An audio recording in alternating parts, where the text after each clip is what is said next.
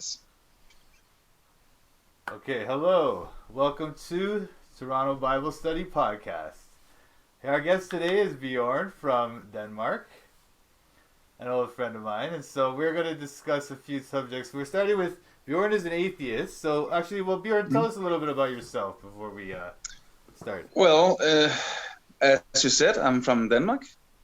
Um, I'm 42. Mm-hmm. I live in a town called Aalborg, up north in Denmark. Okay. For work, I work with the disabled people, All right. basically helping them to live, basically. And as you said, I'm an atheist, and I've been an atheist most of my life, actually. I didn't know I Okay. was. I lo- well, if we talk about history, it was about when I was 10. I suddenly Okay. realized I had to die one day, and I got really scared. I had Right. loads of nightmares, and it was horrible. Oh. And actually, I had trouble with it for about until I got to around 16, and I thought Okay. to myself, well, I don't know what's going to happen when I die, so why worry about it? All right. And then All I right. stopped Fair enough. having nightmares, and since then I've been fine with it. Okay. Yeah, Okay. I didn't know I was an atheist back then. It was only when I got involved in like the discussion between like the theist atheist Yeah. discussion, you know. Yeah. And then you So realized. yeah, Okay. I, but I've always gone to church. Mm, Really? yeah, I won't say that I know scripture, not Mm-hmm. that well anyway. I know Mm-hmm. parts of scripture when the priest likes to use. Yeah. Yeah. But the funny thing, though, is in Denmark, we have a state church. When you are born, you're basically automatically enrolled in it. Right, right, So right. I you heard have something about to, that. yeah, Okay. yeah, and so you have to actually actively get out of it if you want to. Right. I'm not planning to leave the Mm. church because mm, I like the traditions of. Okay. Okay. I believe that traditions in itself is valuable. Okay. I So, I find church to be valuable, but I don't find that I find value in it, even though I don't believe in God. right, Yeah, right. Okay. Yeah, no, I've heard that before from a lot of people that they don't believe in God necessarily, but they appreciate the Christian faith, yeah, the traditions, the moral teachings, and these kind of things, right? yeah. I like So, Jesus. He's a good guy. right, right, right, right. Yeah, Yeah, he's very likable guy. yeah. I But like the he's golden rule, basically. right, right, very good. Yeah. And there's lots of things. I mean, love your neighbor. Mm. Yeah, love your neighbor as yourselves is the golden rule, right? But then there's also Yeah, love your enemy. Love your yeah. enemy, pray for your enemy. And so this is something I think is very unique about Christianity more than other religions. Man. So this is very interesting. Sorry, what were you gonna say? No, no. I just I have this thing. You say you love your enemy, but Mm. who is What your is that enemy? way? Who is What your is an enemy? enemy? Right, right, Yeah, right, right. what is an enemy? If you make enemies constantly, then yeah, it's Mm-hmm. kind of hard to love them. But I Mm-hmm. don't find that I make enemies ever. Mm-hmm. I Okay, don't understand the concept of having enemies. I but understand maybe that that's the because Russian of our people and society. Putin, yeah, Yeah, sure, sure, sure. But it's our oh, society, right? Our society's yeah, so. I mean, our modern society, there's very little violence, you yeah. know. But if you lived in Denmark, let's say, 1,000 years ago, Oh, that's then true. you're That's true. very much your village might get invaded by some Vikings or whatever, right? Who knows, right? And so, Yeah, or they tell you, they tell you to pay up. yeah, They're going on a Viking tour, and they tell you to pay all your give all your goats yeah, to our ship or whatever. So yeah. I would that's say that if exactly someone killed my family, yeah, they would definitely be my enemy, exactly. and I would not love them, and I I would know. not love them. So that's the hard part. Uh, How do you love them? How do you pray for them? That's the hard part yeah, of being a Christian, right? But yeah. I can imagine. that is tough. And I mean, you know what? I think Christians they take it too far where they think you have to follow all those rules 100%, but it's Yeah. more like you do your best, you know. God Mm-hmm. knows that we sin and he forgives us, right? I have a question, by the way. Do you know? Do you know which one of your friends and families and stuff like that, people you know? Do you know if they're Christian or not? Oh, All of them. most of them aren't. Nah, I mean, my dad is like, what do they call it? The nominal Christian. He grew up that way, and like you, Yeah, yeah, he's yeah, in it, but he doesn't believe it, you know. And yeah. so, and And he respects it. Sorry. yeah, but you know what they are, right? You know that they are either nominal Christians or real Christians or atheists or whatever. I do. I don't know. I don't know what my friends believe. It is not No. something that we talk about. It's Oh not important. yeah, I've heard that too about Denmark, about the like Scandinavian countries. They don't talk about it, right? And they don't really No, bring it it's up. not important. Mm. It's very private. Okay, that's Yeah, interesting. Yeah, yeah. I wonder For if maybe example, you told me about that. Yeah. yeah, I have discussed this quite a lot with my mom actually, and she believes in Okay. God, but she Okay. probably wouldn't believe in a God that you will recognize. I think. No. No, it's not. She doesn't exactly believe in the Bible, but she believes in a God. So Oh, yeah, okay. and so does my Interesting. sister. Yeah. Yeah, but it's only because I discussed it with them because what's called my sister's husband is very much an atheist. He's probably what you would call a military atheist, and I discussed that with him a lot Militant. because Yeah. yeah, Yeah, yeah. he's very ardent about Oh his yeah. his anti-theist views, and I Okay. disagree with him. So we have been discussing that a lot. Oh, okay. So, so that's So probably the okay. only reason why that I know what my mom and my sister believes. Right. You talk about it. Okay. Yeah, That's because we how don't really talk private about it it. is. Wow, that's Yeah, interesting. Well, you know it's what? not Here something. too, people try to avoid it because it's like a subject that nowadays especially at work, you don't want to Hmm, talk about it because it's something like you don't want to offend anyone, right? hmm, But some people, I mean, the Muslims they'll wear headdresses and they'll wear beards, and so you can kind of tell. But hmm. with Christians or Christian versus atheist, you can't really tell. Not really, not really. Mm. Yeah, so this environment that you come from, then that Americans come from, is very foreign to me. It's not something Yeah. that I recognize, Yeah. and I've been thinking about that a lot because it seems like to me that there is this thing in American society. I don't know if it's in Canadian as well, but in American society at least, they do this tribal thingy Mm. where all of the let's call it ardent believers in Christ, they are basically Republican and they love Trump. They hate the vaccine. They hate masks. And all Yeah. of the, let's say, the more relaxed Christians, they are Mm. Democrats and Mm. they love the vaccine. They love Mm. the mask. They hate Trump. They Yeah. love Biden, even though he's fucking awful. Sorry, Yeah. no That's swearing. okay. That's okay. Yeah, yeah, it's a thing. It's something that I can't really see. I can't recognize it. It's so tribal. It's so Yeah. devised. They're so divisive. They're like, Mm. here's a line. Either you're here or you're here. Yeah. I know. And I Well, you know think what? It's more like the that's right left. It's more like the right left divide, and then uh, what happens? Hold on a second. Sorry, man. uh, Ah, stupid phone. Sorry, man. I gotta edit that. Anyway, yeah, so yeah. where were we? Where were you Stuff saying? happens. Well, I was talking about the tribalism that I Oh, experience right. when I talk Okay, to so Americans. yeah, so okay, what I was gonna say about that is, look, you know what it is? I think my opinion, Yeah, it's the right-left divide.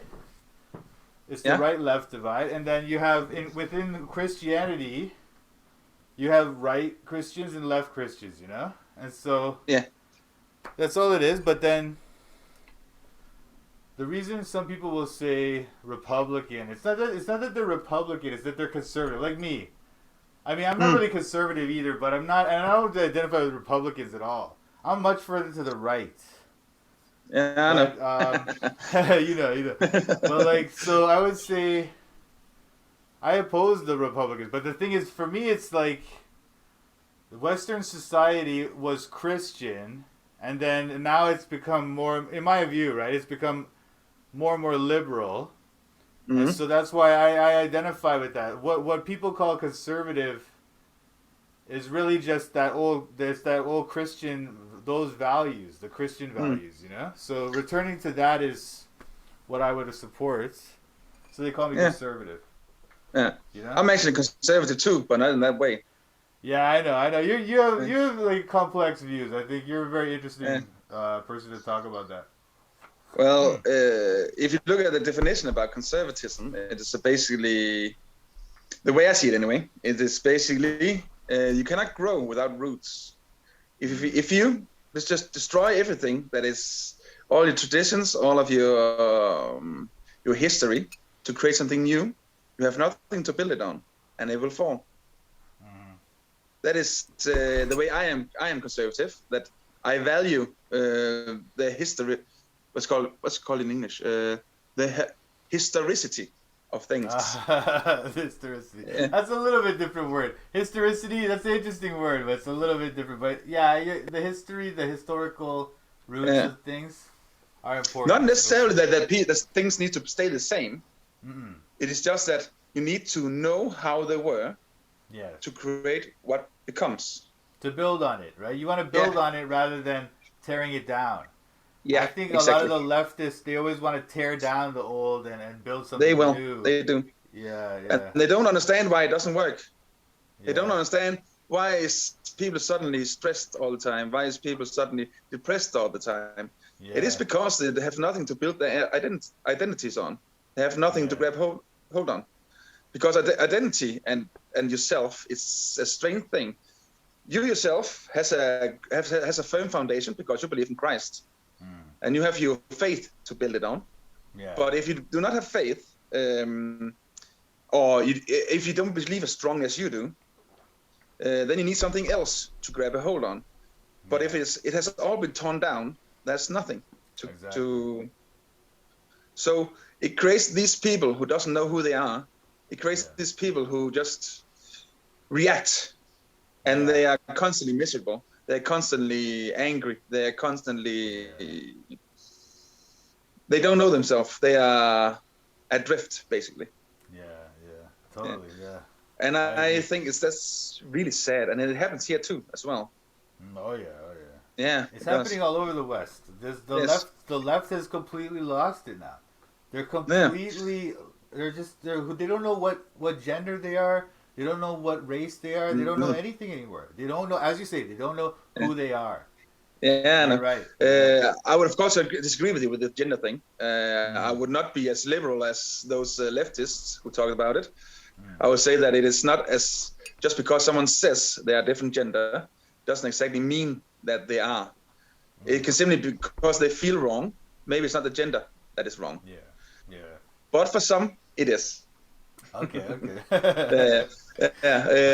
Gender dysphoria is a real thing, but it is not a real thing for everyone who thinks they have it. The mind is a strange thing. It lies to you. It doesn't tell you the truth. That's the thing. It doesn't show you how things are. You know what I mean? That's the thing. That's the thing. Now, I would be more careful. So why do you say? Sorry. I would be more careful than what the left in America says, like 16-year-olds or 14-year-olds getting a gender operation. I think that's way too early. They don't know.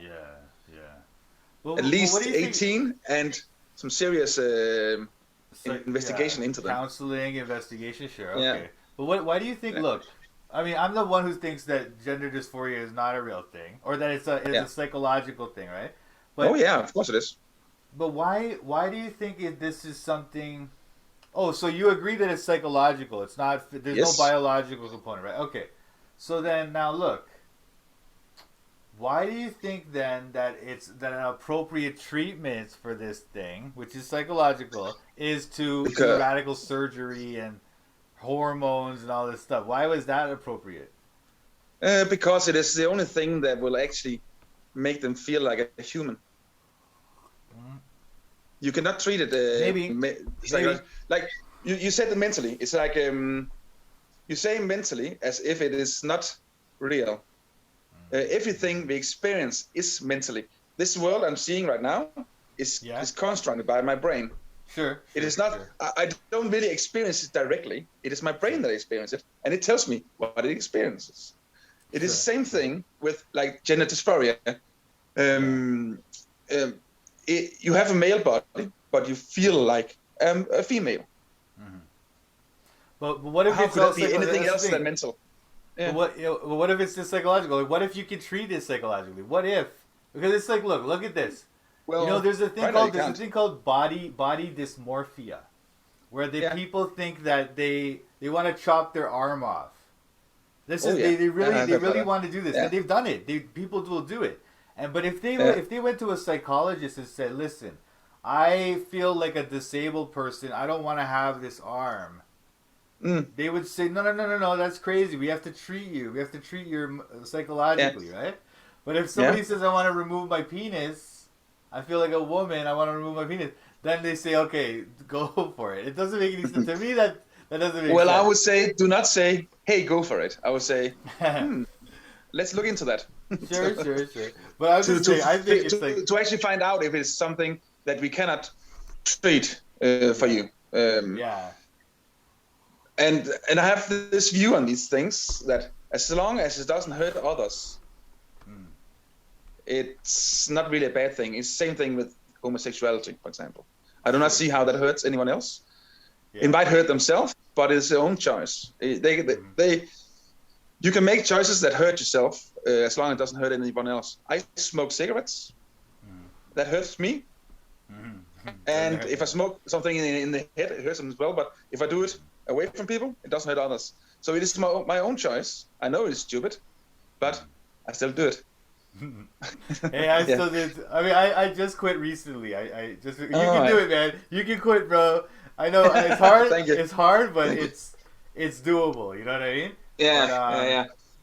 But what I was gonna say is, look, it's like the cigarette thing. Like, look, you say, oh, it doesn't hurt anybody else, but what you don't realize how it hurts your community and your family. So, if you get sick, your family's gonna hurt, right? Or even just your own health. Like, let's say, just your own health, like your ability to like play soccer for that much longer or whatever. Or maybe you get tired, so you say, oh, I don't want to play soccer anymore. So you stop playing soccer, and now those guys, they miss you. The soccer guys, I don't know if you play soccer. I'm just giving you an example, right? But like, I used to. Yeah, you see what I mean? Don't do anymore. So now, I'm telling you, man, if you stop smoking, then you'll play more soccer because you'll go jogging or whatever, right? And that's the kind of thing. And so with homosexuality, it's like, they actually, I think it's a mental illness, right? So they have higher drug abuse rates, alcohol abuse. They have higher suicide rates. And so it's like if we look at it as a mental illness, then maybe we can cut down that suicide if we treat them for the problem they're having, right? Rather than say, oh, it's healthy and normal, go ahead. And the other thing, my opinion, if you say it's healthy and normal and you're teaching kids about it, they always try to teach kids about it, little kids. And then it's like the little kids think, oh, it's healthy and normal. So then if they have some confusion about their gender or they whatever, then it becomes this self-fulfilling prophecy. Huh? Sexuality, probably. Oh, sorry, sexuality.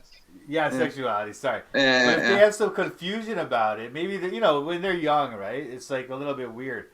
So maybe they're a little confused and then they hear about this thing, oh, being gay is healthy and normal. So then they think, oh, maybe I'm gay. And then it becomes this self-fulfilling prophecy where they're making themselves gay. You know what I'm trying to say? I think that's what I think happens personally. But what do you think about that? I disagree. I think we are basically all born bi. We can be whatever. Really? Yeah, I think we are bi. Personally, I'm a heterosexual man, but I have experienced. I met someone at a party, and I thought it was a girl, but it was a man. He was very feminine, and I couldn't shut down that attraction I felt to him afterwards. But I thought it was a woman in the beginning. Yeah, hey man, I listen, didn't do anything about it, but Yeah. it was just weird. I've never tried Yeah. that before. Yeah. But this is the thing about attraction and sex. It's you say that there are higher drug abuse, higher alcoholism, higher suicide rates. It doesn't necessarily mean that it is because they are homosexual.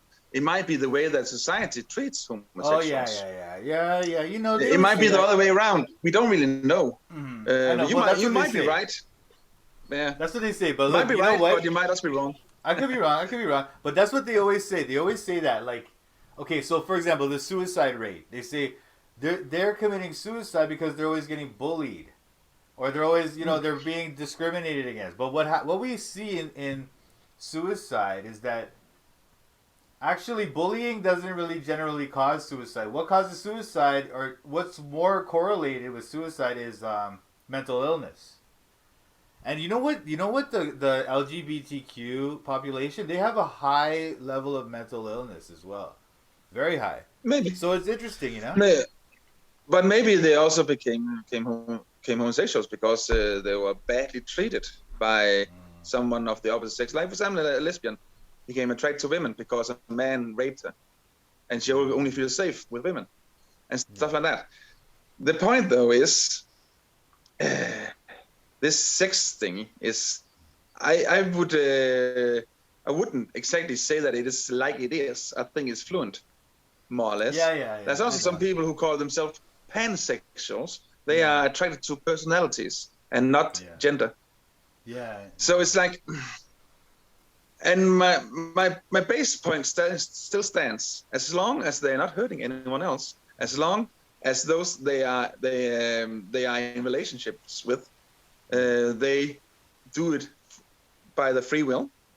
I do not see anything wrong with it. Of course, if there is some trouble with mental illness, it should probably be looked into. But it doesn't mean that homosexuality in itself is wrong. Yeah. No? Maybe. I mean, well, you know what? That's the classic liberal idea, that's liberal democracy, that you can't harm other people, right? You can do anything as long as you don't harm anyone. Yeah. But I mean, okay, if we stay within that idea, because my view on it is religious, right? But let's just stay within that idea. Yeah. What if there's a problem with that kind of view of sexuality, where it affects the family and it affects the society, the community and the whole society, where the fabric of the community breaks down because of this, because, like, you know, in Christian culture or Christian sexual ethics, it's like you're not allowed to have sex outside of marriage between a man and a woman. So what if that is the healthiest, and for the whole society, the healthiest way to kind of have the family, where the family is the basic unit of the society? What do you think? Well, that begs the question then. Do we live for society or do we live for ourselves? Is our lives, do we live our lives so that we further what is best for society? For example, I have no children, so I have been really bad to society, so I should at least have had two. Maybe, yeah. Yeah. Well, no, I'm not going to say that. So if we go into that, it becomes these moral imperatives that we should then fulfill becomes much more than just homosexuality, what is good for society. Then we should order our lives after what is best for society. Of course, we should strive not to hurt society, of course, but because don't break the laws, don't do that or this. But for example, the example you used, that because someone was homosexual, they created a schism in the community and in the family. Perhaps that is not because they are homosexual. Maybe that's because the community and the family couldn't accept that the homosexual, homosexuals, or whatever. Yeah. You know what I mean. Yeah.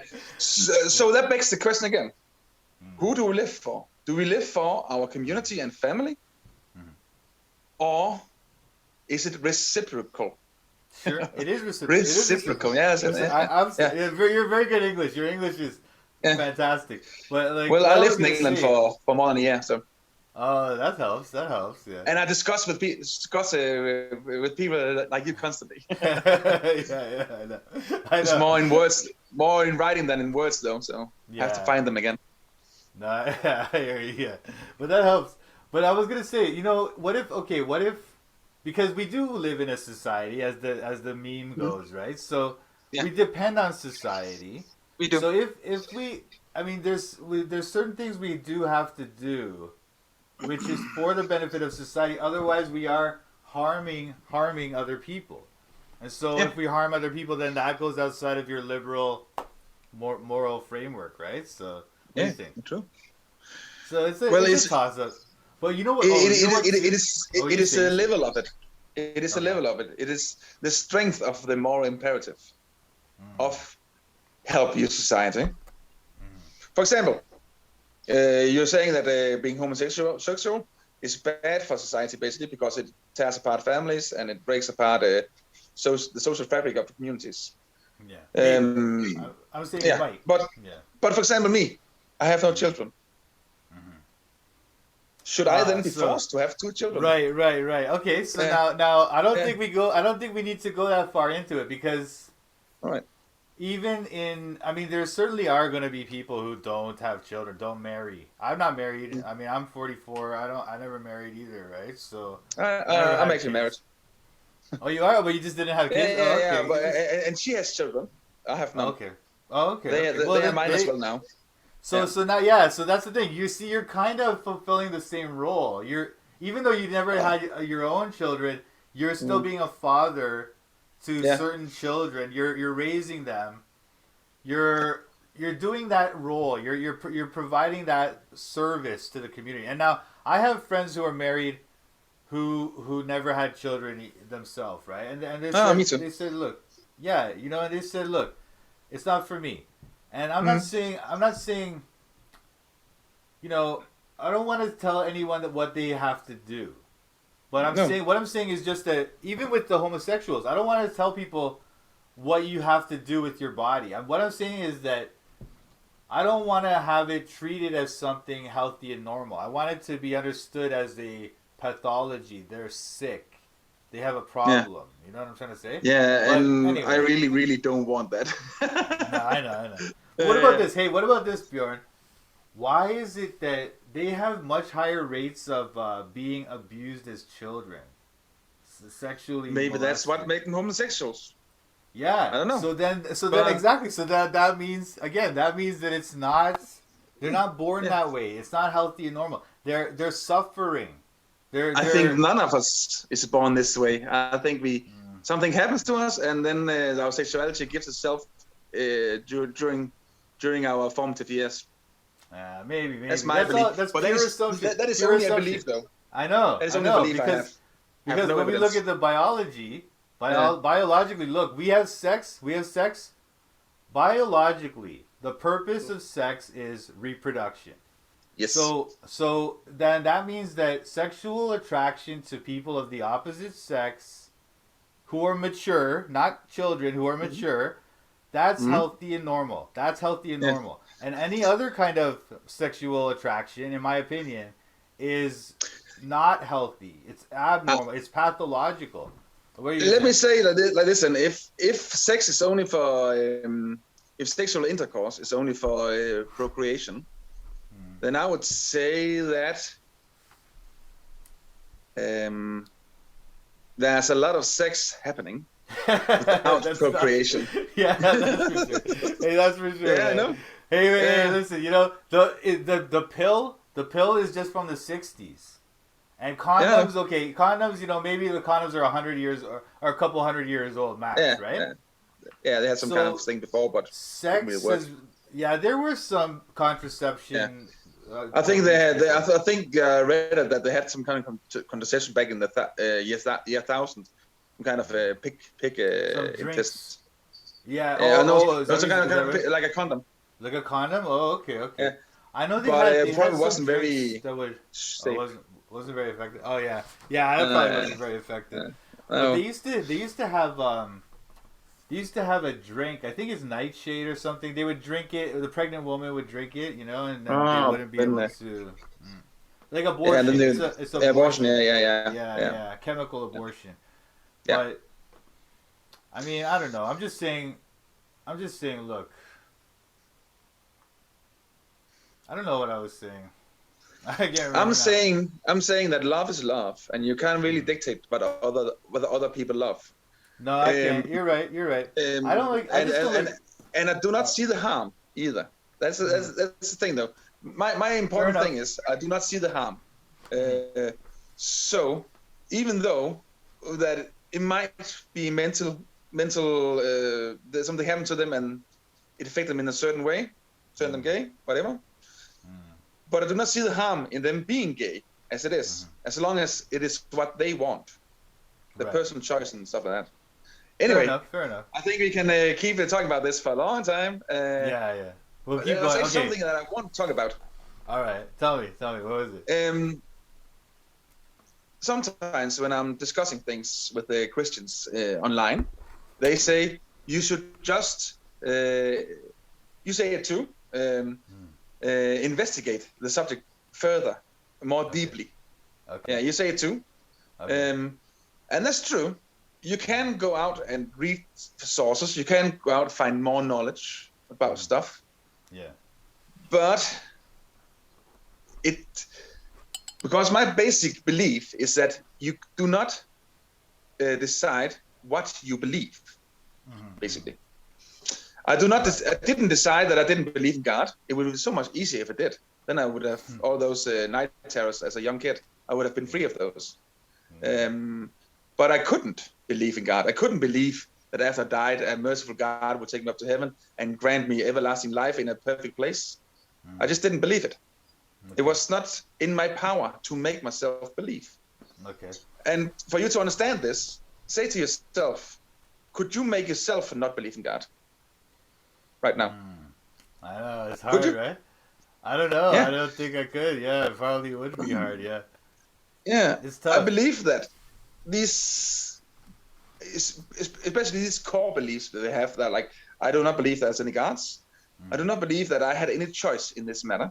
I can, of course, go out, read about things. I can find sources and investigate and stuff like that. And I have as well.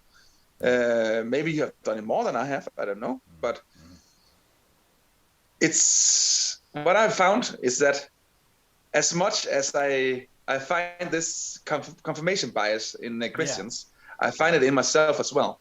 Yeah. The sources I find, I read it from the viewpoint that I do not believe.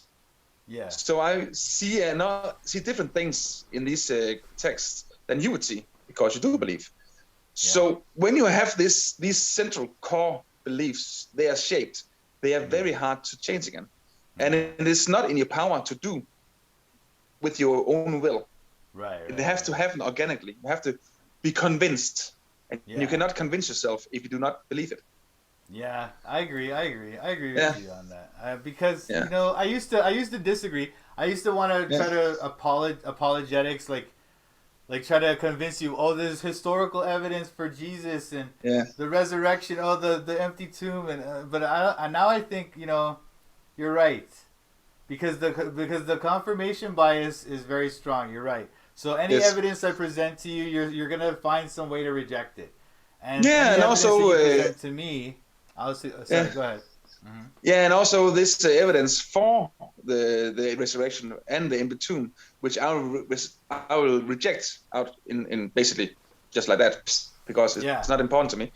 You will accept because it confirms what you believe already. And this is the thing about beliefs; they are so hard to change, especially in our age. We have many years to shape them. But what I found though is, if you go into a conversation not with the intent of changing the mind of the other, but with the intent of sharing ideas and just having a conversation, this schism that is between you and me, because you are ardent believer and I'm definitely an atheist. It doesn't have to mean anything. It doesn't have to create a schism. It is very much about the approach you have to other people. Right. And when you approach another person as an adversary, of course, the conversation and your interaction will be adversarially.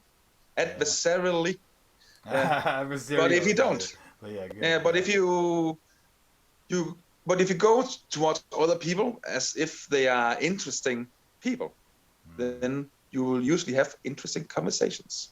Right, yeah. And that is probably one of that I'm an atheist doesn't mean that much to me, but that beliefs means a lot to me. Yeah. That the way you meet people is the way that you are met, basically. Right. You meet a lot of interesting people if you see them as interesting, and are ready to hear their stories. So yeah. Yeah, you're probably right. Yeah. But if you go with the adversarial mindset, it will definitely just be adversaries. It will not be, it won't be it might be interesting because I beat him, I won. But yeah, I don't find that important at all. I used to, but not anymore. Well, I like to have conversations. Anyone, that's for sure. Yeah. I like to have conversations to learn things. Yeah. Like it doesn't convince anyone to say those things, like to try to prove it. But if you beat people, if you beat them, they will never change. If you give them things to think about, they might. That's right. Yeah. So that's my new strategy now. I don't try to like convince people anymore. I try to plant little seeds, like I just try to say like we talked about how Jesus's morality is so amazing, like love your enemy and all those. Yeah, things. he was kind of things, He must have been a Buddhist. I don't think the Buddhists. Well, maybe the Buddhists will say love your enemy. He would. They would love everything. That's true. But I still think Jesus is better because he has a reason to love the enemy. It's not like with the Buddhist is just like it seems like the right thing to do. They don't really have a reason why to do that. You know what I mean? No, it's in Buddhism. It's very selfish. It's a rebirth. It's a rebirth. Yeah. They want to get the rebirth. They don't want to be reborn as a dung beetle or something. Yeah. If they are a horrible person. They want to get to enlightenment and those kind of. Yeah, things. You want to get to nirvana. Yeah. Whereas the Christian, it should be that you're already saved. It's not you're not loving your enemy because you want to get saved and go to heaven. That's already done because you believed in Jesus. Now you love your enemy because you want to obey God out of gratitude, out of love, out of respect. You know what I mean? Yeah. If that was the way that most Christians behaved, that would be nice. I know. But it is not what you meet. It's not what you meet, though. I know. They claim to be very much Christian, but they act very un-Christ-like. Yeah, I know. Hey, like I mean, we all... and shit like that. Yeah. I know. I've got my own sins too. We all sin, right? But like, what we can see. Well, I don't sin. You don't sin? See? I don't sin because there is no sin. There is no sin. Hey, that's the thing. But then you'll say if you harm someone, that's a sin, right? Or that's a kind of sin. It's the sin I would of say it is bad. I would just say it is bad to harm someone. Okay. And it's not just bad for them. It is also bad for me. You're saying it's bad and the consequence of it is bad. Yes. So it's bad, also, like it leads to bad things. Yeah. And also, I probably should explain this a bit further because it is also one of my art beliefs as well. This thing, like you talked about the afterlife. You're safe. You're going to heaven. You obey God because you love Him, and that's nice. The reason I'm moral as well is that I want to have a good life with the one life that I have. After I die, there's nothing more. Or I don't know. Maybe there is. Yeah. I cannot know until I die. My belief is that there's nothing, but who knows? Right. Anyway, so I want to get the most of the life I have. How do you get the most out of your life? the thing that I value is not money. It is not material possessions. It is being respected. It is being liked. It is being loved. How do you gain these things? Well, you certainly don't gain these things by acting like a bastard to other people. Okay. You get this by being friendly. You get this by helping others. Right. And in our biology, there is this awesome thing with empathy. If you help someone that is hurting, it gratifies you as well. So the way that you ensure that you have a nice life, good life, is by ensuring that others have it as well. Right. So it's like a self-reinforcing thing. Maybe that works out, because some people get a lot of gratification from hurting people and taking their stuff, right? So that's because they are wrong in the head. Yeah, hey, they're wrong, but does it really work to say that the empathy thing is gonna lead to good outcomes? And also, why? So don't you think? Isn't there something wrong about like killing someone? Like if I just killed a little kid, isn't there something? There's something wrong about that, right? It's not because it's bad for society, not because it's even bad for the kid. There's just wrong. It's wrong. You know what I mean? So as I said, we have this one life. Take that one life away from another person, that is wrong. Yeah, but why is it wrong? Why is it wrong? What's wrong? Because you are taking away everything. Yeah, from that person. Who cares? No, in your world, in the atheist world, what is wrong with that? We're just animals. I just want to have fun. What if there's people that like to have fun by torturing little kids and killing them. That's the reality. So why can't like if I believe in God, I can say, look, God said that's wrong, bro. Don't do that. That's wrong. But if how do you say that's wrong? Why is it wrong? Basically, well, there are more than one reason. The first one is the easiest one to explain. So the first reason why it's wrong is because I do not want to be killed. Okay. I want to live. And if I want that protection from being killed. So you see, no. So wait. So now you're saying the reason I shouldn't kill little kids is because I don't want to get killed. You understand why that's like inferior to having a morality. Yeah, you know what I mean? But that's more as well. That's more as well. Okay. I also believe that people act the way that they have been treated. So if there's some person, like the one who likes to torture and kill children, they have probably been abused horribly. Most likely. Yeah. What is my point right now? Where did I want to go? There was some point. It just slipped away now. You're trying to say that it all leads to more of the same. And Is that what you're saying? Like if I hurt a little kid, then that kid's gonna hurt some people. And it's gonna. But then once again, now you're saying that the reason to not do stuff that's wrong is because society or whatever. Society is gonna degenerate, or there's gonna be more bad things happening in the future. But I'm saying. That's not a reason. Like, I don't care about society. I'm gonna be dead by the time that kid grows up, right? Or whatever. Not really. It's more than that. It's not just that it's bad for society. It is also bad for yourself. It is bad for everyone you love. It is bad for everything you care about. If you allow that. What if I don't care? What if I'm a psychopath? I don't care about anyone. I don't care about other people. Yeah, a psychopath who doesn't care about anyone and has no morals, or so-called psychopath. You know what I mean? But I'm just saying, antisocial, personality disorder, whatever. Yeah. Well, but it's true, and they should be put away. So do not kill people. Like in jail or in a mental institution or whatever. I'll just say, man, hey.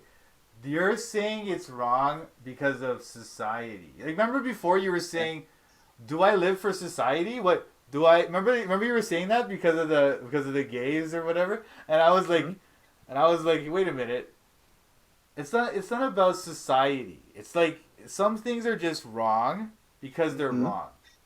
Yeah, I agree with you. It's wrong to kill little kids. So it's like, but then you don't have it. The atheist doesn't really have a reason to say something is wrong. I do not have an absolute authority to tell me that it's wrong. You're completely right. It is subjective, as all morality is. No, it is subjective, only if and it is subjective, and it is what's called habitus. Is called in sociology. The thing I studied once. It basically means that morals are, how to explain it? I don't know how to do it in Danish. What's the word you said? What's the word? Habitus. Habitus. It's a concept that basically means that things are entrenched in a culture through history, through the story it has been through, like Christianity and Western society, like the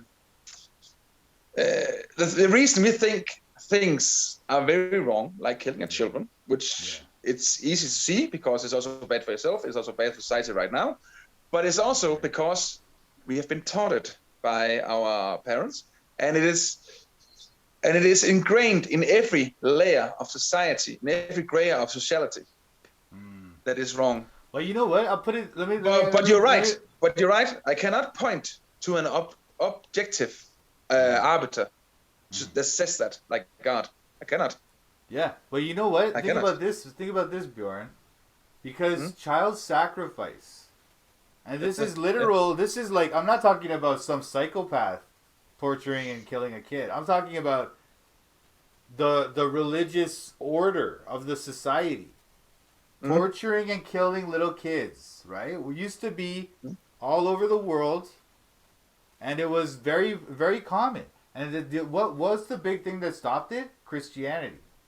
And it's Christianity that really did put the end to those things all around the world. So you got to. Wasn't it because they then killed all the heathens? Well, not always. Hey, look in Denmark. Did they kill all the heathens in Denmark as well? But they were heathens. Whatever. No, come on, man. Don't do that. Hey, look at Denmark. Look at Denmark. In Denmark, did they kill the heathens? No, the heathens converted. And the thing is, they did. Because it's a better religion. It is, man. It's just like a better way. Because they used to kill. They used to have human sacrifice in the Denmark. It was Christianity came to Denmark and Norway and Sweden on the right time. It was in the end of the Viking Age. They wanted to transform into something else. They were tired of raiding and pillaging and killing and stuff. They want to start. They want to start. They want to start doing farming instead of stuff like that. So it's really like good time. Oh, they wanted to. So they wanted to. Yeah. So the story was that I think it's Harold Bluetooth. He did this. It was called in Danish. We call directly translated. Would be called iron. Basically, they would take some iron, put it in the fire until it was red hot. I think it's gloves actually for him, and he put on the gloves, and he wore them for like he walked 10 meters or something, took it off, and he hadn't burned his hand, and that was a proof of divine intervention. So God was real. That was why. That's a story anyway. How Denmark became a Christian. Oh, interesting. I never heard that one. Yeah, and Harold Bluetooth was a Viking. Harold Bluetooth, yeah, I've heard of this. He was a Viking.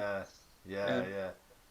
Hey, look, some of the Vikings, like, look at those guys that were in Brittany, in France. They became the Normans, or I think they're called the Normans. Yeah, those guys, because those guys became Christian just because. I think it was just they made a deal with the French king, But then once they became Christian, probably. And then but once they became Christian, they were just like hardcore. Yeah. And then they were the best fighters. To live there, they had to be Christian, basically. I think. Yeah. I think that's probably the reason many people converted in the first place, and then then the faith came later. Yeah, I think so too. Yeah. So I think a it's lot very of it practical. was convenience. It was practical. It was Yeah, convenience. yeah.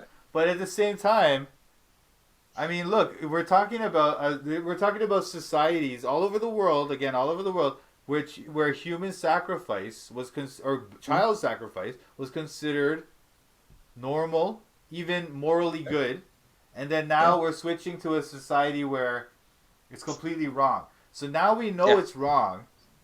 Now Mm, it's like, okay, and now what? Now atheists are gonna say to me, what? It's just wrong because of your culture, Mike. Well, mm. okay, why don't do you want to go back to that culture where they literally thought it was okay? Because that's where we're kind of Of going. course not. Of Yeah, of course course not. not, right? Of course you don't. I'm Yeah, not saying yeah. you do.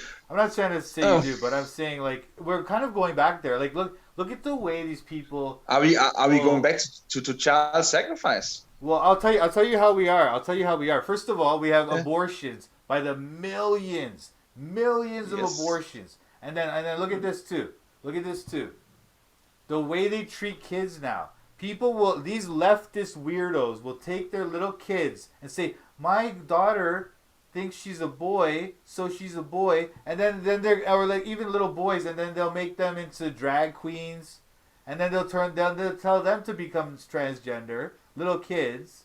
So that's a kind of child sacrifice in a way too. I mean, like, you're not going all the way to literal Mm, murdering them, but you're disfiguring them. You're manipulating them psychologically. You're doing mm, all kinds of things to them for some ideology you have about gender, and then who knows what the end of that is, how far it's gonna go, right? Are they gonna start transgendering little babies and stuff? Who knows, right? I don't really know, but They it actually might go are, there. and they have been doing it for hundreds of years. Yeah, well, I don't know And do you about. know Well, why? what are you And do you talking know about that? why? What are you saying about that? Who does that? Um, one out of 100,000 children, babies, are born without clear male or female genitalia. Uh, So they look at what do they have most of? The thing they have yeah, most of, they make it into that gender. The yeah, other one they remove, yeah. and that is also one of the reasons that I'm a bit, when they say there's two genders, man and a woman. Mm. Well, not really, not Sure. biologically, Well, the intersex people, I think but the intersex people, they're pathological too. They have some kind of they're an aberration. They're deformed or you yeah, know what I they mean? are the one in 100,000, which Mm. means that they are there. It is not something, and it happens regularly. But it also means that biologically, gender is not 100% one thing, 100% another Yeah. thing. It But is,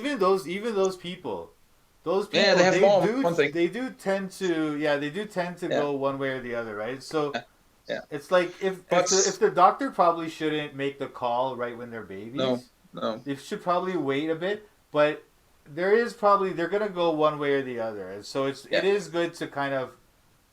I think it's good to kind of once they've kind of figured out which way they're going to just yeah. go that way and do But surgery or whatever. that would then mean that they are transgendered from birth Yeah, because they are yeah. not one gender fully. And I think you're and you're kind of. I mean, to my opinion, you're stretching it a bit with that. So all right. that's not transgender. That's not But like I'm taking also a full on girl no, and fair turning enough, fair her enough. into a boy. Yeah. But go ahead, Yeah, go but ahead. it's still the thing. Mm. It calls into question this thing. There are only two genders, Yeah. man and woman. I would say that there are probably. It is not 100%. It's probably like 90%. That's that way. Right. There is wiggle room, and also I hate it when people take gender roles and gender and sexual gender. Yeah. Like how?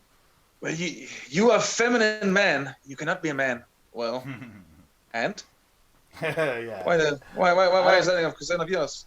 yeah, that's you true. know? That's true. It's Yeah, true. and people just can't talk about gender, just gender. They have to bring in a real men, real women, and all that stuff. Yeah. That is one of the things that I do not like about conservatism. the way it's used. That they tell people how to be a man, for example, how to be a woman. That a woman should act a certain way, a man should act a certain way. Yeah. For example, take myself. I would call myself a real man. Yeah. I don't know if others agree, but I would call myself a real man. But I still cry at sad movies. I cry when something sad happens. And I do not like football. I don't really watch sport. I do not go out punching everyone that I meet that insults me. And that would mean in many places that I'm not a real man. What? Nah, yeah, I know. I think, you know what? I agree with you in that. I think because, in my opinion, the perfect man is Jesus. Oh, yeah, and Jesus he never punched anyone. He didn't punch anyone. He doesn't watch sports. And sports and all that stuff is part of that pagan world, the Greco-Roman world, where they go to the games and they have the Olympics. They probably still did it. Stuff. They probably still did it. They're just not mentioned in the Bible. You know? What? Who Jesus and played sports? The Israelites. Oh, the Israelites. Yeah, they did. I'm sure the hell as well. Because they would be there's like some of them that were Hellenized, you know, and so they would be more Greco. But I'm just saying Jesus himself and the I mean, I'm just saying, like, I don't think I don't see anything wrong with sports, but I don't think that that's what it is to be a man, or even to be and what that is really is like a kind of simulated battle. The sports, it's a simulated warrior thing, right? So it's like the thing is that they're trying to say that to be a warrior is to be a man, and I don't think that's all there is to being a man. Or even to being a builder or whatever, right? I'm just saying. So I don't think, but that is part of it. That is part of it. Like being a fighter, being able to defend your family, being able to build a home for your family or build a city. Those things. Like women can't do construction. There's like almost 100% of construction workers are men. Seriously. They can do it, but there's some women. There's some women. Strength. There's some women male dominated, but most women, it's not male dominated. Doesn't even begin to cut it. I'm talking 99.9% of construction workers are men, and it's like quite funny. All those things. Yeah, we have this gender equality discussion in Denmark right now about jobs, pay, and stuff like that, and these ratios of women in boardrooms. Then this man went in there and asked this woman. A feminist, ardent feminist. I don't mind feminists. I think they are interesting. I don't like ardent feminists. They are just annoying. Anyway, what he asked her was that, so you want gender equality in jobs? So do you want 50% of all women to be bricklayers? You want 50% of all bricklayers to be women? Do you want all, and she couldn't really answer that because then she started talking about the boardroom. Then he went back to it. But you say you want equality. Do you want all 50% of all bricklayers to be women? Then? I know. Do you want what's called ratios for that as well? Yeah. You couldn't answer that. The same thing, man. Like, why do they want? Like, it's funny, man. Like, even if you look at fields that are like 90% women, like let's say nursing. Even in Denmark. 90% of the nurses are women. 90% of the engineers are men. But they don't. I think in Denmark is more equal in engineers, but engineering is not a good example. No, engineers are a very good example. Bricklayers is 100%. No, bricklayers is 100%, but engineers is a good example because in the West, where they promote feminism, it's funny that women do tend to still gravitate towards those fields that are more feminine, like nursing, childcare, and actually, it is true that if you check it out. I'm willing to bet that in Denmark, the engineers are 90% women. Across the West, engineers are 90% women, 90% men. Now the question is 70-30, I think, in Denmark. Oh, is that right? Oh, maybe that. Anyway, but my point is, it's not important. That's not important. Yeah, my point though is, look, when you look at nursing. Okay, so in nursing is 90% women. But if you look at nursing when they're more sort of the nurses that are more highly paid, more They require more training. Like a nurse anesthetist, the ones who handle the anesthetics. Those ones are like 50-50 men and women. Or if you look at white papers published by nursing in the field, white papers, it's like 50-50 men and women. Yeah. So the most educated, the most highly accomplished nurses are men. Or there's like half and half. And then if you look at like, now women are dominating in academics. But women, they publish less. They're cited less. So they're just like lower quality scholars, generally, like on average. I've met. Yeah, they are interesting in other things than hard science. Yeah, and other things are hard science, and also, and even look at like, when you look at like women in what was I gonna say? I forget now. I was gonna say one more thing. Women doctors, they take more time off. It's crazy. It's because that's a problem, because in this kind of publicly funded medical system that we have, if the women doctors are taking more time off, they're retiring more early. This is a problem. We're going to have a shortage of doctors. You know what I'm trying to say? So all these things. So actually the idea of promoting like equal employment and men and women and everything, it's not a good idea. It's a bad idea. I agree with you. I believe there should be equal opportunity, but not equal employment. Yeah. I believe, and also this thing that there is of course this thing. If all the CEOs are men and all the leaders of the board are men, there might be a confirmation bias when hiring. They hire more men than women because they are men. And that is but we don't see that. If you look at every major corporation in the world is 100% on board with this feminist thing. All the major corporations, right? So it's like we don't have that. We don't see that.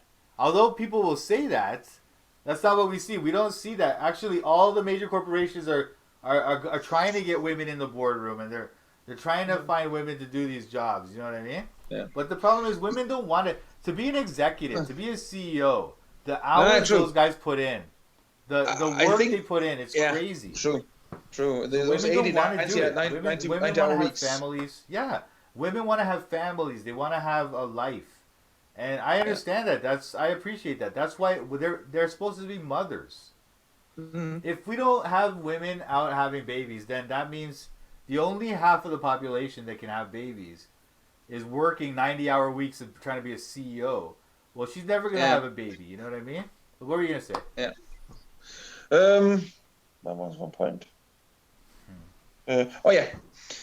Also, think about female bosses. I've had some female bosses that were awesome, but I also had some ones that were horrible. Men tends more generally to be more medium bosses. Yeah. There's this thing though. With some women, when they become a boss, they can't really. They try to do it all, and they don't do it. And do it well. Do everything bad, yeah. They probably feel it. They don't want to delegate things. Right. Yeah. But the good women bosses that I've had was very good at conversation. They were very good communicate. Their communication was far better than any men that I've ever worked under. Men are more like, do it like that, man. Those women that are good bosses, their communicative skills are awesome, and the bad women bosses, their communicative skills are horrible. That is, but I've never really had a bad male boss actually. They've all been. No, you know what? I know what you're saying. They have all been like medium. Yeah. You know what, Bjørn? I've had a lot of I've had a few female professors, and looking back at my thing, right? Like two of them were honestly the best, or they're up among the best professors I've ever had. Yeah. And one of them is clearly, she's like far and away the best like professor I've ever had. She's so good. But she never married. She's no kids. Ah. But one thing. But what I was gonna say though is that she's so good. She's so amazing. Way better than any other professor I've had. But all the other professors are just average. They're men. And then the other women that I've had, they're garbage. They're complete garbage.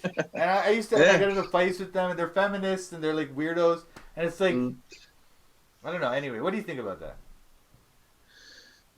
What do I think about that? That's kind of a weird question, yeah. I'm trying to find what the question actually is, and then finding an answer. No. Well, the thing about this widely erratic quality of these women bosses or in academia, I think it's about something.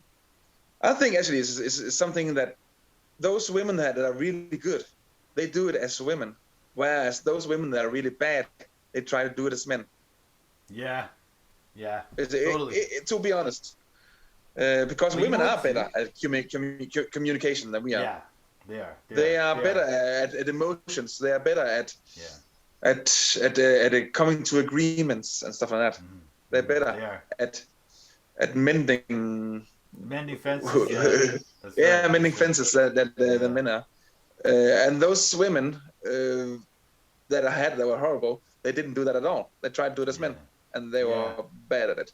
Yeah. And this thing about men and women being equal, I disagree with.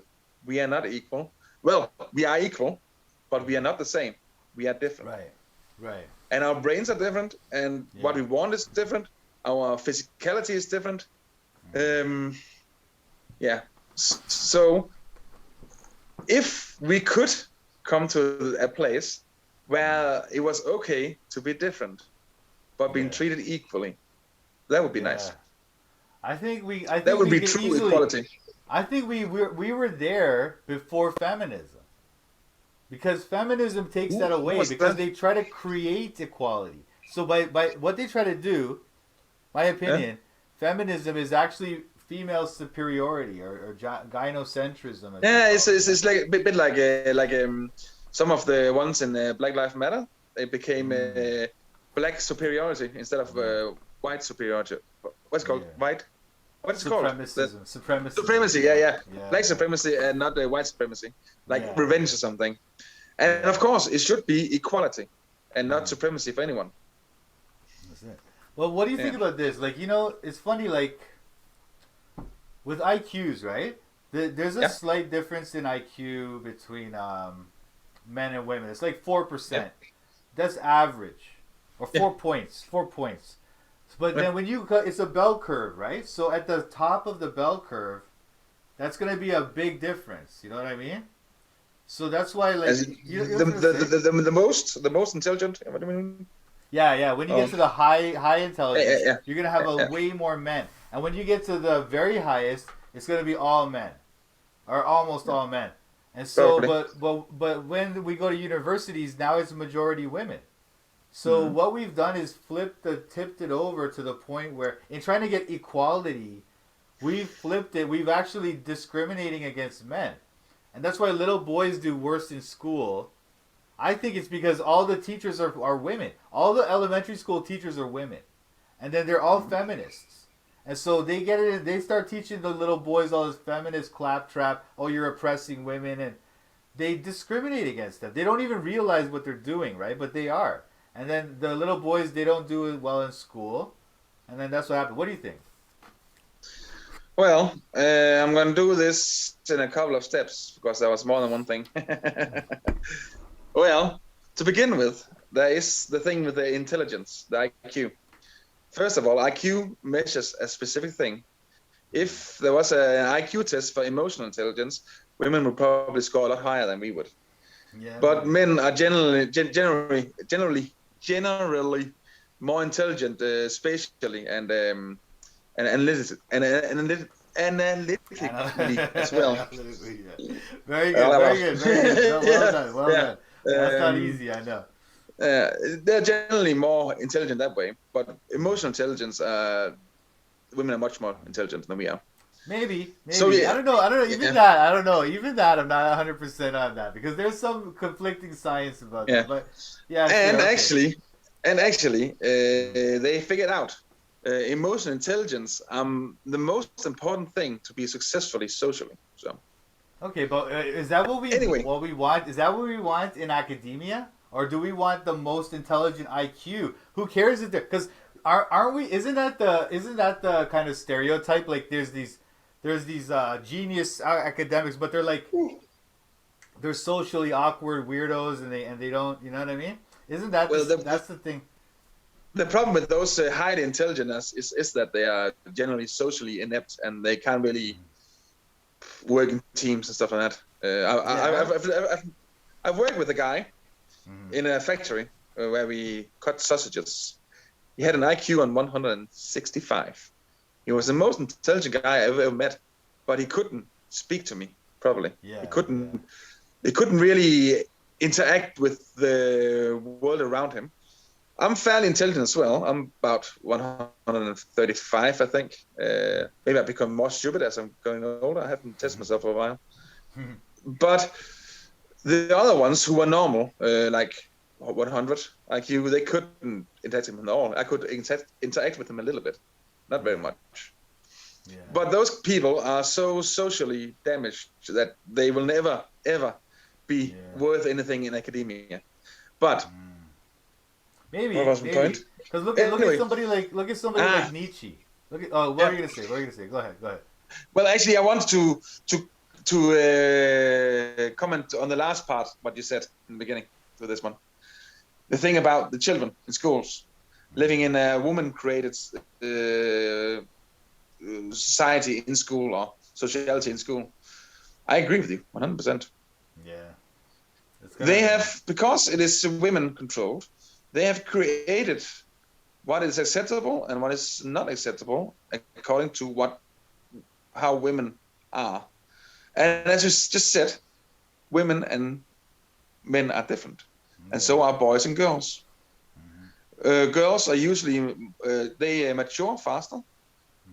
An 8-year-old girl and an 8-year-old boy is very different. Yeah.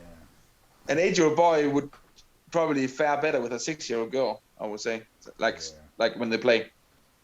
And because it's like that, and also many of the boys are not ready to sit still for 45 minutes to get a lecture. Yeah, they should be out playing. They Should get taught while playing instead of sitting down behind a desk.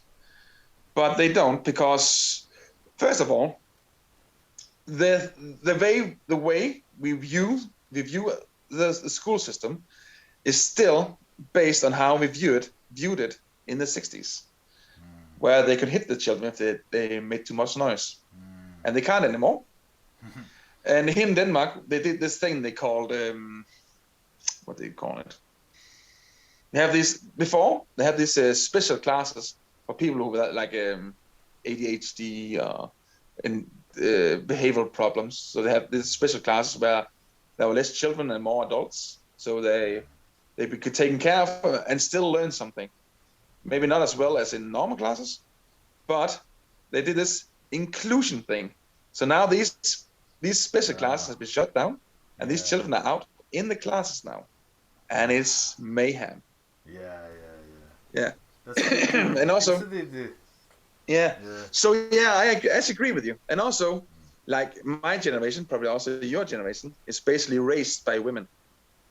Yeah, man. And it's so weird. And I realized as a young man that what they have taught me about how to treat women if I wanted to get a romantic relation with someone was totally wrong. Absolutely wrong. Yeah, totally wrong. Because women don't know what they want. They don't know what they say they want this. They say they want a man to be this, and this. But that's not what they want. They don't want that at all. And it's so weird. They say they say they want to be worshipped. They say they want to be respected.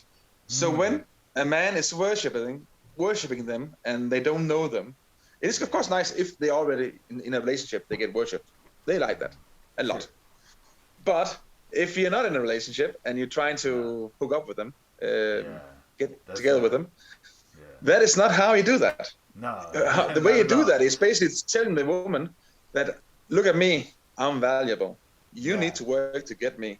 Yeah, yeah. The way we were you taught. tell them they should worship you. You tell them, that's how it should be. And then when you get them, then you can start treating them like a goddess. Or and then whatever. you can pamper them and stuff like that. But if you do that before, they will not give you anything. Nah, they won't look at you. They won't nothing. No, I know. Oh, I know. Buying them drinks and shit like that doesn't work either. No, it doesn't work. That's just they think you're stupid. And then especially the better looking they are, then the more you treat them good, then they think you're stupid. Anything you do nice to them, they think it's because you want them. That's how. Yeah, you should just tell them. Yeah. The way you should act is that the way you should act if you want a woman is to show them that I am valuable. You need to work to get me. Then it becomes interesting. Then they want to be with you. Maybe not be with you, but they want to show you some interest. Yeah, to be with you. They'll find you interesting if you find yourself to be valuable. Yeah.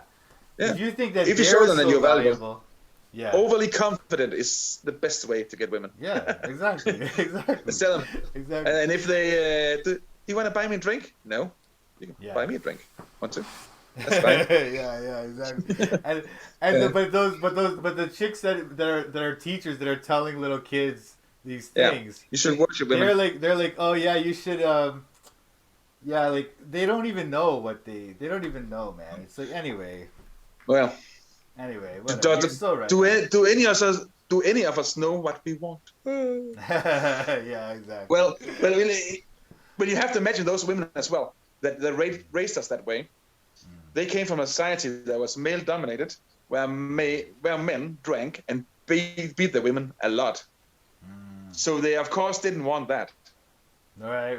And then they just went all the way into the different, to the other side, and they went too far. Yeah. Or probably they don't even get guys that much. A lot of those teachers and stuff, so they're just like, they act like they want you. Oh. They act like what they think they want. Yeah. Or they talk about what they think what they fantasize about. But actually, in real life, what they actually are attracted to is not what they fantasize about, you know? They want the bad boy. Yeah. So if you want to do it, you want to act like a bad boy and be a good boy, so to speak. That is actually what they want. They want the good boy to act like a bad boy, so they can get the good boy.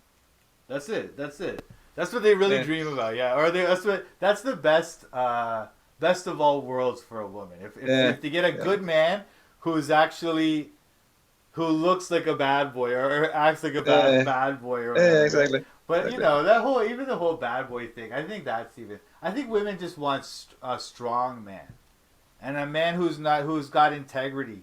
But what they don't like is men that will bend, that will kind of that don't have backbone, you know. They don't like that. Yeah, because and if they bend to the woman, they will also bend to other men and other women and other people. That's it. So they need somebody who's stable. They want someone who's stable, who can protect them, who can be there for them. And so if you're just like one of these people that's all waving and you're not strong like that, then they don't like that. Yeah. True. I wish I knew that when I was 20. I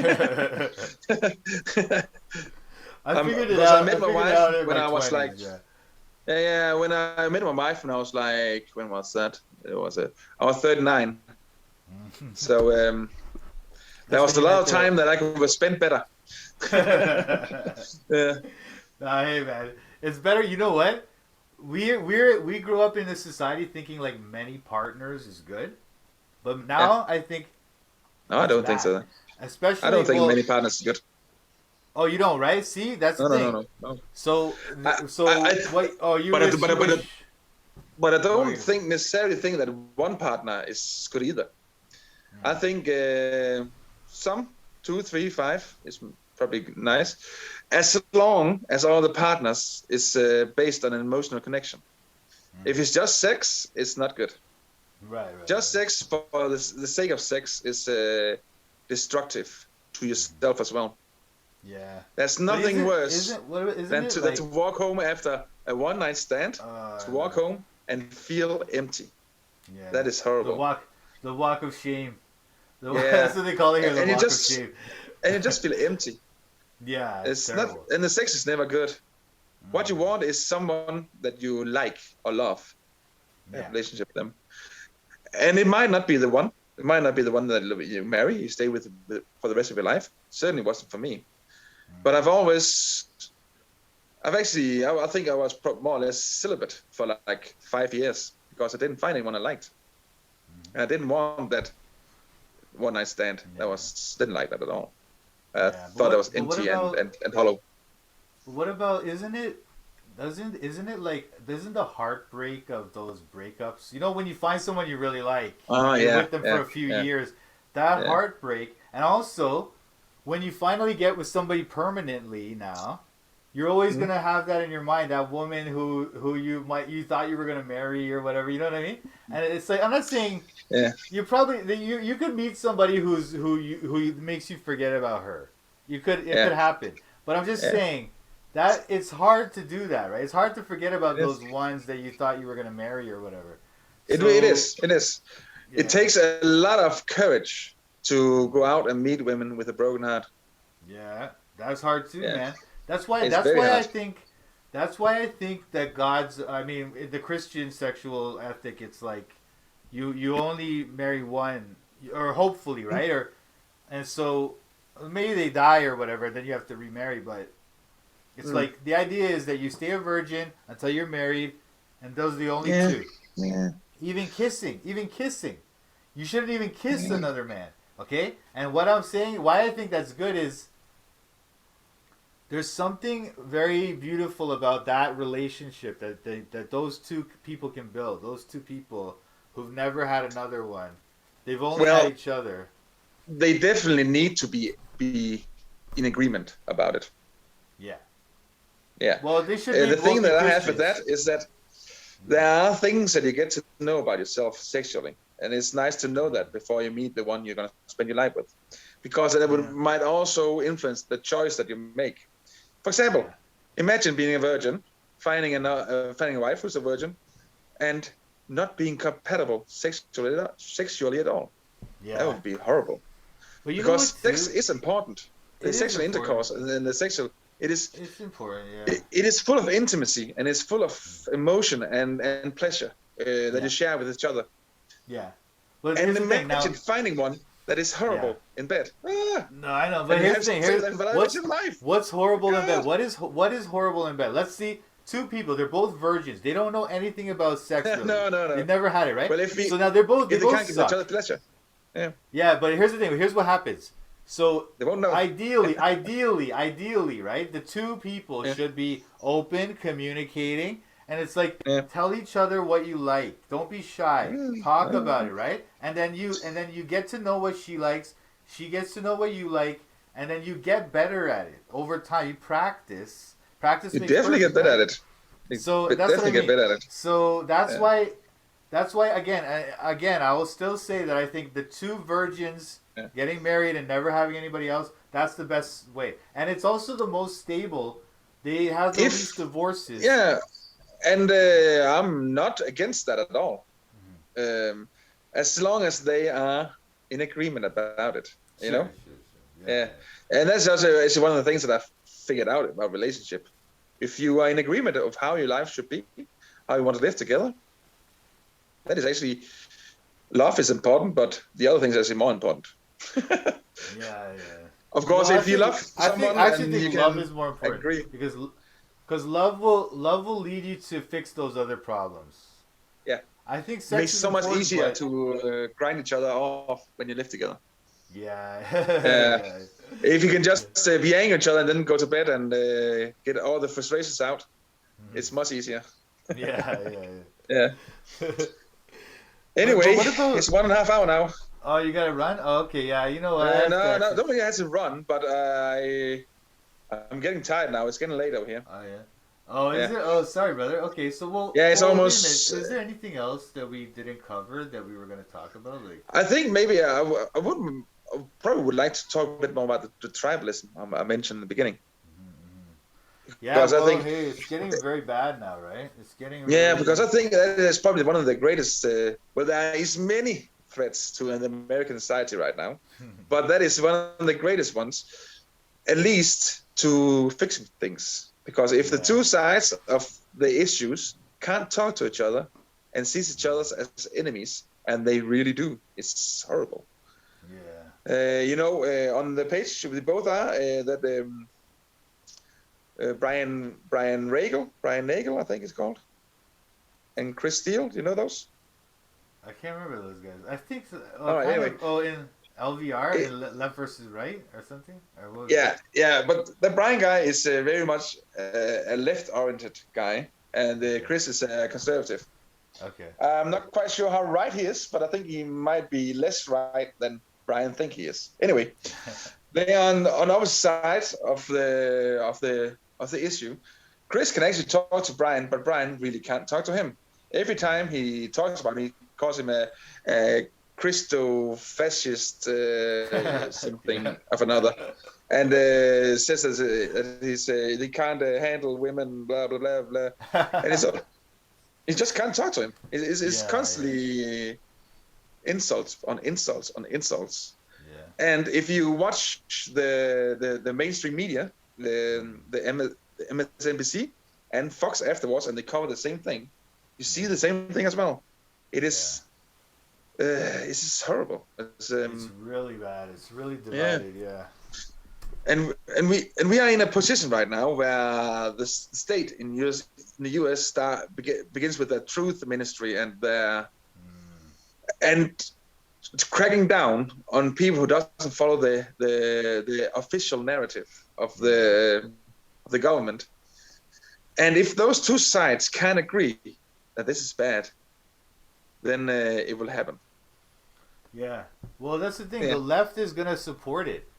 The left always tries to silence the right. I think the right is more focused on liberty, and the left is more, they trust the government and they trust them to, like, I don't know, man. But I would imagine if you said to them, maybe next time Trump wins and then he will lead it, maybe they'll think about it then. How wise is it to censor people when it goes both ways? I know. Because then the transsexuals would be censored, and then everyone who talks about homosexuality would be censored, and all that stuff, you know. Well, you know what? I'll tell you what, man. I don't believe that because Trump fully supported LGBTQ. You know why? Oh, maybe yeah. He's not a real conservative. They're not real conservatives. They're just pretending. He's not a real anything. He's just a fucking narcissist. He's just like totally. He's a clown. He's a entertainer. He doesn't know. Every time he opens his mouth, he either lies or he just shows how little he knows about anything. It is horrible. I know. He's probably the only thing good about him was that he showed how bad it is in America. Yeah, that's true. It showed how insane the left is as well. Just as insane as the right is. Right now, I think maybe the left is more insane than the right, and the right is fucking insane. The right is insane, and the left is more insane. Yeah, this is they're both right now insane, they have this Trump insanity. Everything that is Trump is fight it. It's horrible. Yeah. The Trump derangement. Russia Gate. Russia Gate. Julian Assange as well, and all that stuff. It's. I mean, I'm against. I think all that stuff. Like, I mean, I'm a conspiracy guy, right? So I think Assange is a puppet, you know, of the higher powers, and maybe. Like, what do you think? I don't even think Ukraine is. I think Ukraine is basically a wag the dog fake war, and like, you know, ever seen the movie Wag the Dog? Yeah, but it's not fake though. Unless, of course, all the refugees here in my town that I talked to. Oh yeah, lies. Well, refugees. No. Well, this is the thing. The refugees are also being. It's kind of fake for them too. What happens is like, they'll bomb like an empty building, an abandoned building, and then the refugees, all they see is, oh, they bombed that building. And so then they're like, okay, let's get out of here. We gotta become refugees. So then, and then the government's telling them to become refugees. They turn the power off. They turn the water off. It's like, okay, what are we gonna do? We have to go join the refugee camp. 90%. Well, there is no Ukrainians in refugee camps. They all live around Europe. Yeah, now they live They around are basically they're basically royalty right now. But that was the whole. That was all part of the plan, in my opinion. But anyway, I understand. Well, I understand. The refugees are basically 90% women and children. The men have stayed at home, and they call them constantly, every night, to say goodnight, and they say, "I'm still alive." So it is definitely a real war. It is definitely a real war. It doesn't prove it. It doesn't prove it. But what I do not like is the sanctity of the West when they talk about this war. Oh, Putin is so horrible. I know. It's so what bad. the fuck has America and the what's called what's it called the alliance of the willing or the coalition of the willing during the last 20 years they've been bombing the shit out of the world. Oh, I know. So don't be sanctimonious. I agree, Putin should be fought, but don't act like that we haven't done the same.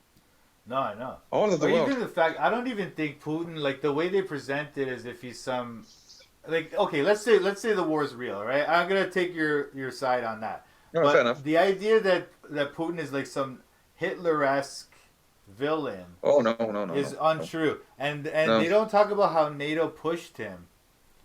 And you remember when they invaded Georgia? Do you remember that? Yeah, the same thing. Same thing, right? Yeah, it's the same thing. Yeah, then NATO's pushing them. And so then Russia has to move back. And then when Russia makes its move to react, they say, oh, look, Russia's aggressive. Russia's the aggressor. But really, they've been the ones pushing all the time, right? So, Ukraine should never have agreed to become NATO member. They just said, we want our neutrality, but we want you to sign these non-aggression. If Russia signed these papers that you see us as an independent land and you will not invade us, we will not join NATO. Yeah, exactly. They should have done that. But I'm not sure if that would have been enough, though, because there's other things that's going on than the reason that Putin told us. Definitely, the NATO thing was a red line, so to speak. It's a red line that got crossed. There's those Azov battalion Nazis attacking Russians in Crimea and stuff. There are plenty of Nazis in Ukraine. Loads of them. But if you want to denazify Ukraine, you shouldn't attack them because the best fighters are Nazis. So what Putin has done is given them more power. He has extra Nazified Ukraine. It's fucking stupid. Yeah, it is. What Putin expected was that he could invade and take it right away within 2 or 3 days. Right. He did not expect that the Ukrainian would rather die than let him win. He didn't expect that the West would stand together and make sanctions and send weapons to Ukraine. But now Putin is in a position where he can't back down, because if he does, he seems weak and he will survive about 2 days, and then all his inner circle members of his government will kill him. Because he showed weakness. Because the way that he survives is by being strong, being the strong man. So he cannot be not the strong man, or else he's dead. So it's a horrible situation that should never have happened. It's just stupid. And now thousands of people, hundreds of thousands of people are dying in Ukraine. I know you don't believe it, but it would be really weird that they would flatten a city just to they get back the dog thing. Well, that's the thing. See, that's the thing. Like, if you really think it's a war, right? Or if you really believe that, this is the reality. Russia would utterly destroy Ukraine in a war. There's no contest. No, they're not. They are. They would have already won. They would have already walked in and won. They would have already won. That's the thing. But now they're still fighting because they're like, because the Ukrainians are fighting. No, they're not. It's just a fake war. That's the thing. They tried. Look. They tried to do it nicely in the beginning because they thought they could just walk on over them, and then there wouldn't have been all this outcry. That's the story. I know. See, they always have that excuse. Oh, they tried to do it in a nice way. No, this is Vladimir Putin who bombed his own people. He bombed the. Remember that theater in Chechnya? Like these people are psychopaths. They don't care. They're not being nice. So he would have already won. He would have already destroyed those guys if there was a real war. No, they wouldn't. No, they wouldn't. Yeah, man. Yeah. Man. But anyway, I hear what you're saying. I don't want to get into that because we're so far apart on this one. It's hard to discuss. Yeah. There are many things about this quick victory he would have won. There's, for example, Russia does not have as many missiles as they thought they had. They don't have as many bombers as they thought they had. Because the guy that Putin put in charge of buying them used maybe a third of the money of buying new ammunition. The rest he took and pocketed him in and then ran away. Oh, really? That's just fucking crazy. Actually, yeah. And the invasion of Kiev was rife with stupid decision. They broke a dam that flooded the entire area, so they had to drive on one road, get in. Very easy to bomb that road. Right. So that's what they got. Yeah. There's so many strategic mistakes. Yeah. And maybe the soldiers of the Russian army aren't as tough as we thought they were when met with resistance. They have never met resistance, really. Not really. That's true. Well, they were pretty good against Syria. They were pretty good against ISIS. But, I mean, I guess that's all fake, too. Well, they just bombed the shit out of them, you know? Yeah. That's true, too. Yeah. That's true, too. And they're trying to do that as well. Power. Yeah, they're trying to do that here, and they don't really have it. They don't have. Look at pictures from Mariupol. Sorry? Oh, Mariupol. Yeah. They just took Mariupol, you know. Look at pictures of how that city looks. It is almost flattened. Yeah. They have bombed the shit out of it. And you talk about the Azovs. Well, they are dead now because they were the one who were defending Mariupol. Yeah. Oh, is that right? So that you can never use the Azov again now because they're dead. Is that the story? I don't believe any of it, man. I think it's all. Oh no, you don't believe anything you hear, but no, I believe what I believe. Like I think I have good reasons to believe what I do. Like, but anyway, I think we're just so far apart on this Ukraine thing. I'm telling you, we're never gonna have a good conversation. I think many of these conspiracy theories has a kernel of truth in them, but I believe that they are taken too far and become like, for example, you the thing you did with the coronavirus ended up with you not believing in viruses. Yeah, and that's it's too true. far, man. It's true. No. Here's the thing. It sounds like it's too far. It sounds like it, but this is the thing. People don't follow the logic of things to the end. Like even like people will you'll say, oh, I think some people are transgender, Mike. Yeah. But I think some people they're just taking it too far. But if you follow the logic of they're just taking it too far and it's all psychological, if you follow the logic of that, the logic will lead you to that there's no such thing as transgender. But you just don't want to go that far. You just don't want to go there, you know? You can only get so far with logic, Mike. No, I'm telling you, man. Logic. You can only get so far with logic. You need data points to follow the logic. Well, that is the data points. I mean, you even support the data points on transgender. Like, I mean, the fact that they're trying to transgender kids now is bad. Right? I disagree with that as well.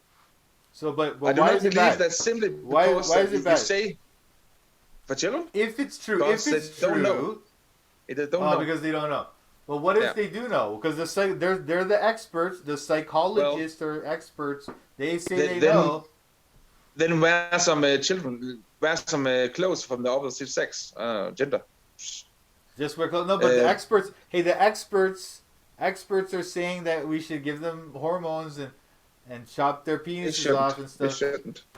Yeah, I know, because you're not doing that based on logic. You're doing that based on, hey, that's wrong, man. Don't chop a little kid's penis off. I'm basing it on that they feel that there's something wrong with them, but it is not certain. Yeah, that's just feels. That's not logic. That's all feelings. And the operation, is final.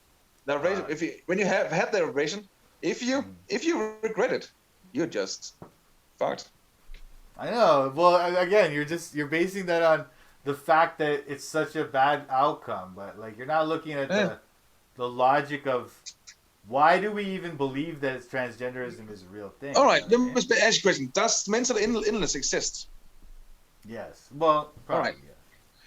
Yeah. If a mental illness exists that we cannot do anything about, what then? Well, I don't think we can. I don't think. Is it true that we can't do anything? Illness. Is it true that we can't do anything? Is it true that the best treatment is radical surgery and hormones? Is that the best treatment for this thing? Really? Well, I would hope that it is, and that they have done that due diligence, and it wasn't just given to them. Let me take an example as well, where it was just given, not genders, not what's called gender change operations, but with the what's called that stomach operation where you get thin because you can't eat. What's called what's it called? Stapling it when they staple it. Exactly. It's called something. Anyway, you know what I mean, right? Yeah, it has become very. Many people have gotten in Denmark when they were really fat. But it is not without its problems, because a fat person thinks that when you get thin, you get happy. But the thing about happiness, it is not about being thin or fat. It is something that you find within yourself. So they all get depressed and unhappy that they didn't get happy. And then when they get older, they get trouble getting enough nutrition, nourishment, because they can't eat fat anymore, because the part of the intestines that absorb the fat, they have cut off. They don't use it anymore. Right. So it brings a host of problems with them, and a lot of psychological problems, because people didn't do their due diligence. They should have had like psychological help as well, and not just nutritional help. And they lose like 20 or 30 kilos before. That's like 50, 60 pounds before getting the operation, because they were too heavy to get it. So if it is possible to lose that, perhaps what's it called? A dietitian? Dietitian, So an advisor about food, and maybe a personal trainer instead of operating them. Yeah, and that's the thing. And that's like, and that is the same thing I have with the operation for the what's called transgender. Right? You need to make sure that this is the only thing that helps. Yeah.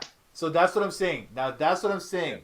We need to make sure that, but there's a bias in the field towards radical surgery and all these other treatments. It's not like there's a bias, this very strong bias actually towards these treatments surgery that are very radical, man. And it's like, why do you want to do? Because it's funny, in a lot of fields of medicine, they're like that. They go towards these radical treatments instead of something more natural, more low impact. They don't go for homeostasis. They go for cutting the shit off people. Yeah, cutting and surgery and drugs.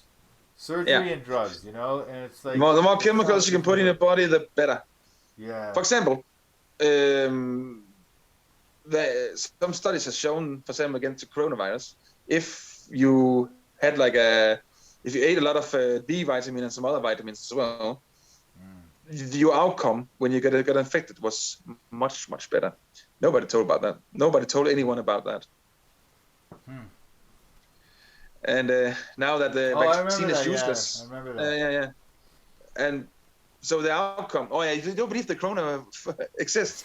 It's hard to have conversations like this. Don't talk about that. You know what? They took one of my podcasts down from YouTube because we talked about that. Because me and this guy, but he's a med student. I had a med student on here, and we're talking about how it's fake. And then he recognized some of the science I was talking about, and he's like, "Wow, that's really interesting." And they took it down. I had to put it on my Discovery. I would imagine now that they got this Truth Institute. I think you are in danger from being taken down. Yeah. And then Canada made a law against the Holocaust. Or denying the Holocaust. You can't deny the Holocaust. And so... Huh? I mean, I don't know. Does Denmark have that law? I think they do, No. right? No, we don't. Oh, good. There are plenty of people who deny the Holocaust. They are widely unpopular, but they are allowed to deny it.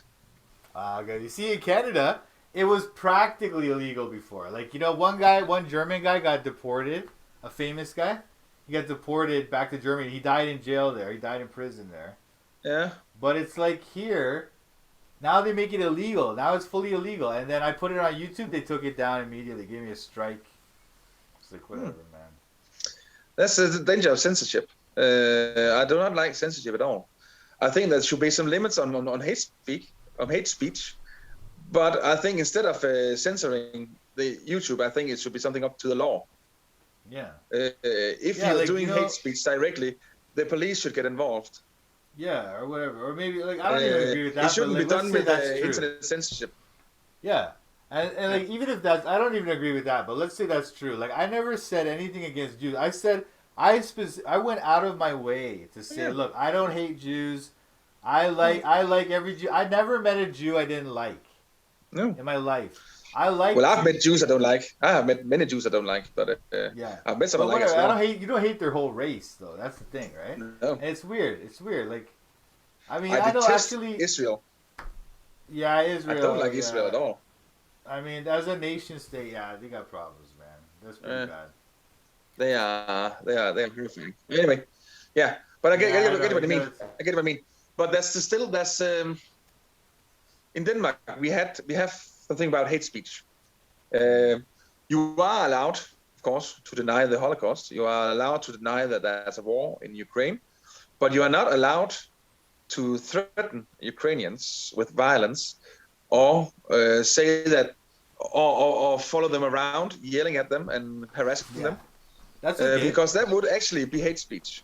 Yeah, well, no, that's the thing. See, that's, in my opinion, and that's like harassment and threatening. Threatening is a kind of assault. But hate speech is like if I say, I don't like Ukrainians, or if because I say, they suck. Because they suck. Because I think all Ukrainians are lazy. Don't let them in Canada. They're gonna be welfare bums. Don't let them in.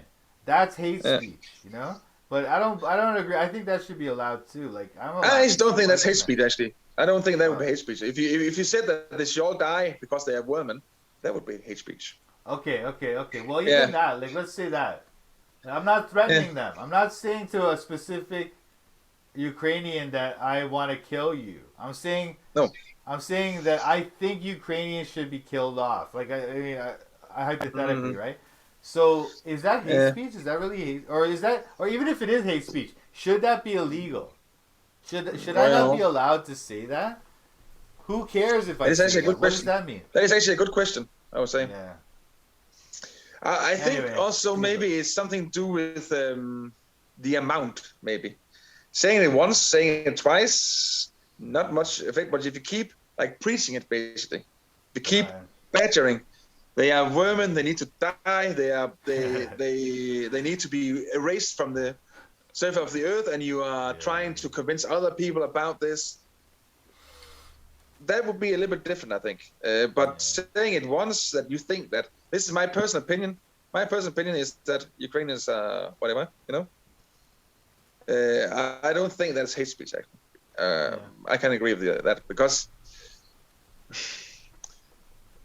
I think it's a weird world where a billionaire like Elon Musk buying Twitter gives you hope. That's a strange world. Commentary, boy. That the oligarchy shall save us from the oligarchy. Yeah, exactly. Exactly. That's just sad. That to me, it's just, he's the good cop. It's good cop, bad cop.